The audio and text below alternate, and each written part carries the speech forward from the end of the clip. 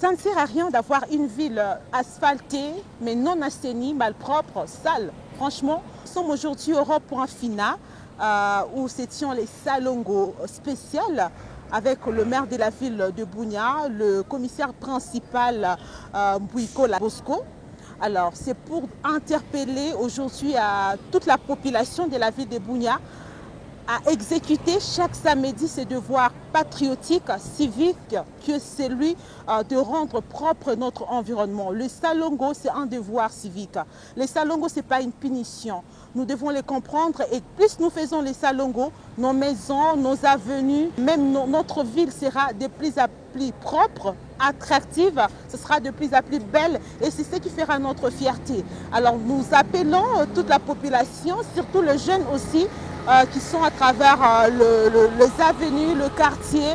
Le samedi, ce n'est pas le jour de fermer, ouvrir votre boutique à 9 h sans rien faire. Franchement, ce n'est pas du tout digne. Nous devons chaque fois exécuter, travailler, faire ses devoirs patriotiques pour que notre ville soit encore plus attrayante. Comme vous le savez, il y a beaucoup de projets mis en place pour développer notre ville de Bunia, le chef-lieu de la province de l'Ituri. La ville de Bunia doit aussi ressembler à la ville de Goma, à la ville de Lubumbashi, qui sont des villes qui sont propres. Alors le développement, ce n'est pas que l'asphaltage, mais c'est aussi cet aspect des choses qui est la propreté. Nous devons aujourd'hui, chers Buniatropes, nous lever pour rendre notre ville de Bunia très très propre. Ça vaut la peine et c'est très très important.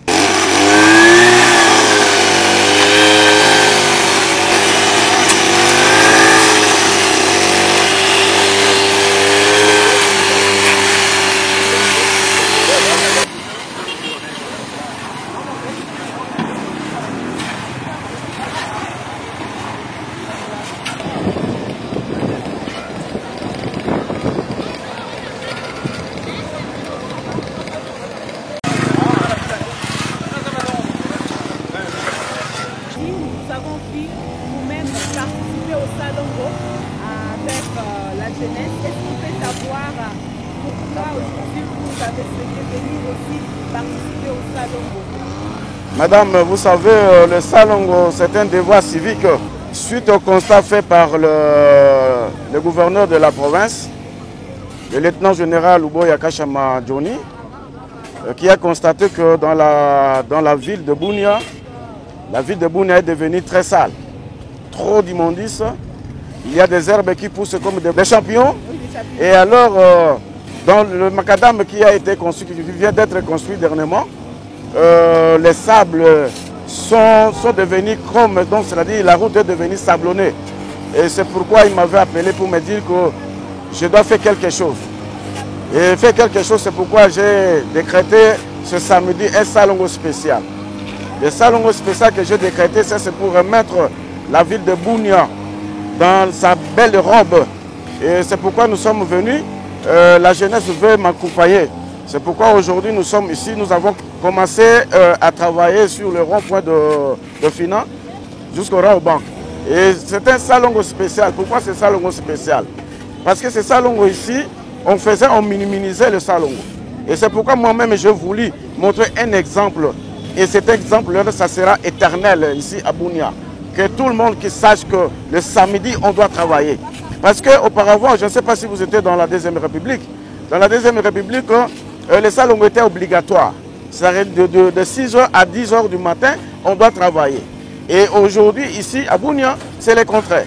Et je vois que quand même, je voudrais revenir, renouveler un peu ce système-là pour que la population de Bunia sache que le samedi est consacré pour le salongo. Remettre le salongo, c'est-à-dire que nous allons dégager, nous allons faire partir la maladie. Par exemple, comme la malaria. Et parce que nous sommes dans la période pluvieuse et que nous devons nous prévenir. Nous devons nous prévenir en conséquence pour que nous ne soyons pas attaqués par des différentes maladies. Alors, pour ceux qui ne respectent pas souvent ce salongo qui est obligatoire chaque samedi, quelles sont les mesures de disposition qui seront prises dorénavant par la mairie? L'exemple que moi j'ai choisi aussi, c'est-à-dire qu'il y a des conséquences derrière. C'est-à-dire, avant de sanctionner, il faut d'abord faire la sensibilisation. Et puis, d'abord, un chef doit montrer un bon exemple. Je crois que c'est que moi je suis ici depuis le matin. Je crois quand même que la population ne va pas badiner. Et prochainement, le samedi prochain, je ne serai pas sur le terrain. Les bourgmestres et le chef de quartier, les chefs d'avenir vont poursuivre ça. Et c'est ça l'ombre ici. Je vais donner 3 jours pour les contrôles, c'est-à-dire le lundi, le mardi, le mercredi, ça sera pour un contrôle. Un contrôle systématique. Ceux qui n'ont pas fait le salon aujourd'hui vont s'apprendre à eux-mêmes. Ils vont payer des taxes, des taxes exorbitantes parce que, pour montrer un exemple, nous ne pouvons pas venir aujourd'hui. Si nous faisons ce salon ici, ça c'est pour le bien-être de la population. Comment expliquer que dans votre parcelle, il y a des herbes qui poussent comme des champignons? On ne fait rien, même pas de WC. Alors dans ce cas, ces derniers temps ici, l'autorité urbaine a pris sa décision, sa responsabilité pour veiller à ça. Chaque samedi, ça sera le salongo. Le salongo là, je crois quand même que c'est un exemple que moi j'ai donné aujourd'hui. Alors aujourd'hui, vous avez préféré vous faire accompagner par la jeunesse? Oui, je suis très content parce que la jeunesse était venue. Quand j'ai lancé un communiqué, et la jeunesse est venue me voir au bureau pour qu'ils m'accompagnent. Et je suis très fier parce qu'aujourd'hui, vous verrez que je suis entouré par la jeunesse et je suis fier de cette jeunesse-là. Parce qu'aujourd'hui, qu'est-ce que moi je leur dis? Je dis que la jeunesse, c'est l'avenir de demain. Il faut suivre cet exemple que nous sommes en train de leur donner. Et c'est pourquoi ils sont avec moi. Je suis très content parce qu'ils veulent m'accompagner. Ils veulent me dire que je ne peux pas échouer dans mon mandat. C'est pourquoi je suis très fier et je demande aussi à d'autres qui ne sont pas au courant prochainement de venir aussi nombreux pour que nous puissions mettre la ville propre. Le dernier mot pour la population, c'est déjà un début. Et ce début ici, c'est-à-dire que ça va continuer. Les suivants de 1, c'est 2. Aujourd'hui, c'est le 1. Demain, ça sera le 2. C'est-à-dire que la population doit prendre doit s'accaparer de cette initiative que moi j'ai prise. Et alors, ça sera du bien. Parce qu'aujourd'hui, si par exemple notre ville devient très propre, je crois que ça sera notre fierté. Et je demande à la population de Bunia de ne pas rêver, de ne pas dire n'importe quoi. Et surtout pour la jeunesse. Je dis que la jeunesse doit... Ça, c'est la première étape. Quand je termine avec cette étape, je vais encore passer à la deuxième étape. Deuxième étape, ça sera quoi? Ça sera pour la lutte contre les boissons fortement alcoolisées. Et comme ils veulent maintenant m'accompagner, je crois quand même que la semaine prochaine, ça sera une semaine de sensibilisation. Et je vais sensibiliser la population avec la jeunesse que vous voyez ici. Pour que nous puissions faire partir de ces boissons dans le marché central. Je fais un message aux opérateurs économiques. La population de Bunia veut qu'on nous amène à manger, à des substances qui peuvent créer encore l'insécurité, la criminalité dans la ville. Alors, qu'ils prennent leurs dispositions à partir de la semaine prochaine, que je vais encore entamer cette deuxième opération. Et la deuxième opération, ça sera pour la lutte contre les boissons fortement alcoolisées.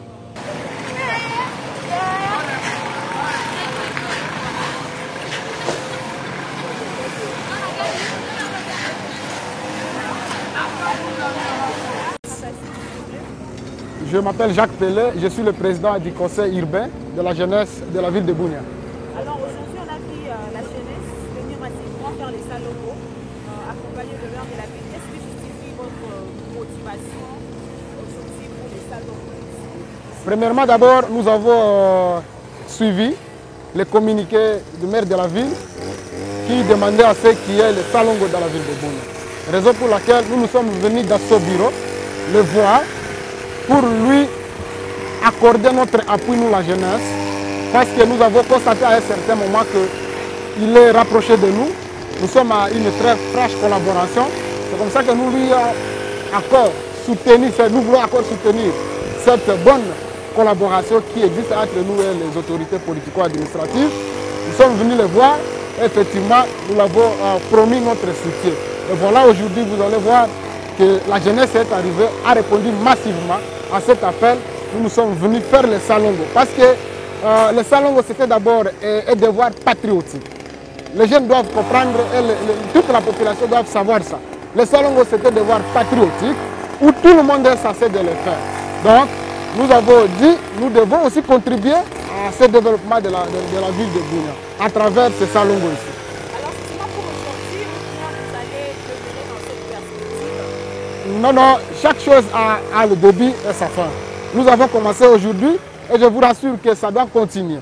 Ce salongo doit continuer. La ville est tellement sale. Nous devons toujours faire du bien à ce que, pour que la ville, partout dans des avenues, ce n'est pas seulement sur le boulevard. Aujourd'hui, nous avons pris le tronçon Fina jusqu'à Raoubak. Je pense qu'il y a aussi d'autres tronçons qui demandent encore des salongos. Nous allons encore continuer à empouiller ce salongo ensemble avec le maire de la ville, voire même le bourgmestre, mais pourquoi pas le chef de quartier. Alors, qu'est-ce que vous lancez aussi comme message à tous ces jeunes qui sont dans les quartiers, qui ne peuvent pas les salongos, même devant leur propre parcelle, dans leurs avenirs? Qu'est-ce que vous pouvez leur dire? Quel est le message aujourd'hui d'interpellation que vous pouvez leur lancer par rapport à... Le message que je peux lancer aux jeunes, particulièrement de la ville de Bunia, est que les jeunes doivent aussi contribuer au développement de cette province à travers la ville de Bunia. Cette jeunesse que nous ne sommes pas seulement censés à contribuer à la destruction de ce pays, à la destruction de cette province, à la destruction de cette ville. Nous devons aussi contribuer au développement de cette province, nous devons aussi contribuer au développement de cette ville. C'est une occasion pour moi de dire à tous les jeunes de prendre cette décision, de s'approprier cette décision pour que chaque fois, si nous les appelons pour de telles actions de développement, qu'ils répondent massivement. Et celui qui ne répond pas à notre appel, on dirait tout simplement qu'il est ennemi de cette province, il est ennemi du développement de cette province. Donc le message que je lance à tous les jeunes, à toute la population même de cette province, voire même de la ville de Bunia, est que nous devons contribuer au développement de cette province au lieu de détruire cette province, mais à travers les exemples de Salongo, qui est une obligation, qui est un devoir patriotique d'un citoyen.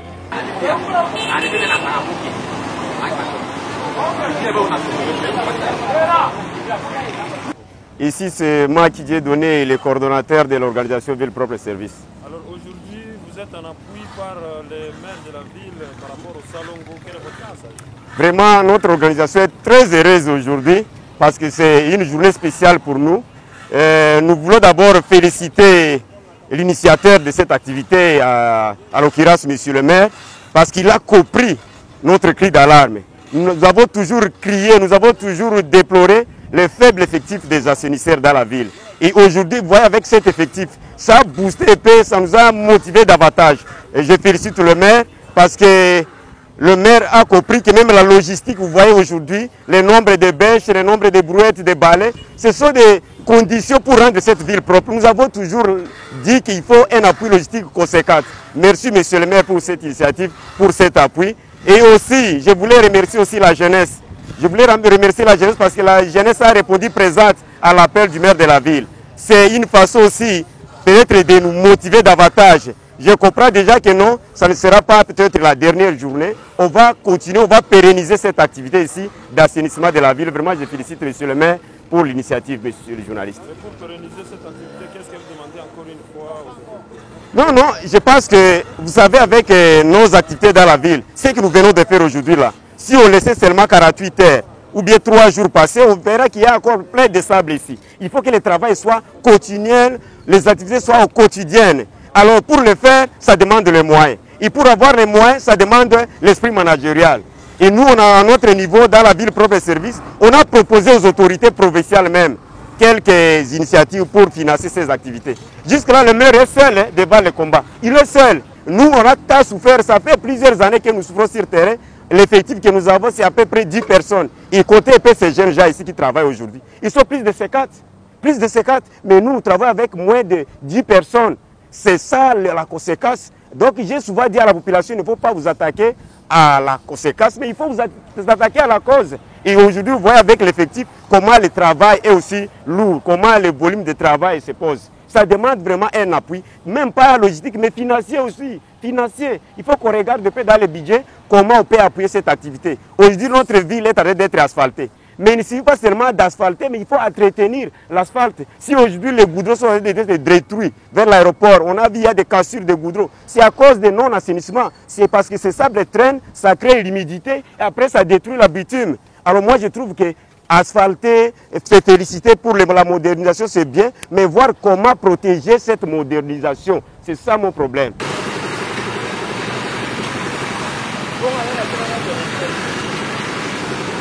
Je suis Ibrahim Abbas Gloire, l'honorable président du Parlement des jeunes de la province de l'Ituri. Alors aujourd'hui, vous êtes en appui avec ces travaux organisés par le maire de la ville. Qu'est-ce que vous en dites? D'abord, c'est une satisfaction, étant donné que la ville était tellement devenue sale et les jeunes étant au centre de tout développement, nous devons certainement participer pour la construction de notre chère province qui fait face à beaucoup de problèmes qui laissent à désirer. Et la jeunesse ne doit pas certainement rester en train de critiquer, mais la jeunesse doit certainement participer pour la reconstruction de notre chère province. Parce que l'Ituri ne doit pas seulement compter le nombre de morts, mais l'Ituri doit également montrer à la face du monde que la jeunesse d'abord réunie a besoin de la paix et a besoin du développement. C'est pourquoi nous avions répondu à l'appel du maire de la ville et nous avions eu l'État à nous donner cette tâche pour que nous puissions contribuer et donner un pas de plus à l'état de l'édifice.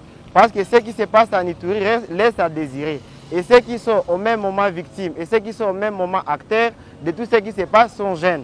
Alors il a fallu que nous puissions servir en exemple aujourd'hui afin que d'autres qui sont restés dans les groupes et forces armées, qui sont restés en train de boire les boissons fortement alcoolisées, de savoir que l'air n'est plus aux antivaleurs, mais l'air est à la participation collective pour l'Ituri nouveau, pour l'Ituri émergent, mais aussi pour une jeunesse consciente et aiguë au sens civique.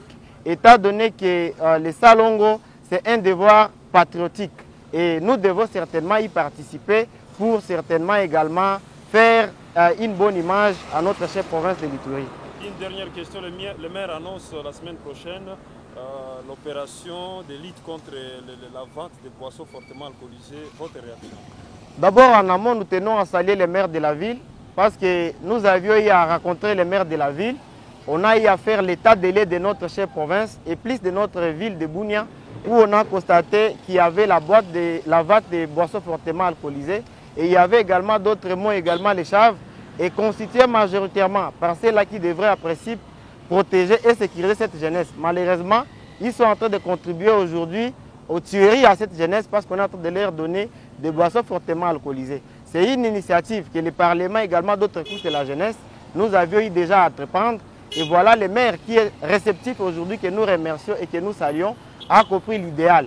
Et nous serons avec le maire de la ville, ici au niveau de la ville de Bunia, et nous espérons avec le gouvernement provincial, nous allons nous mettre au travail pour entrer maintenant également dans les faits fonds de notre chère province de l'Ituri, afin de combattre ces maux, étant donné que le Congo doit certainement avoir une jeunesse qui doit se responsabiliser. Et la jeunesse iturienne doit se retrouver au concert de la nation afin de redorer et de faire l'Ituri un paradis comme c'était auparavant.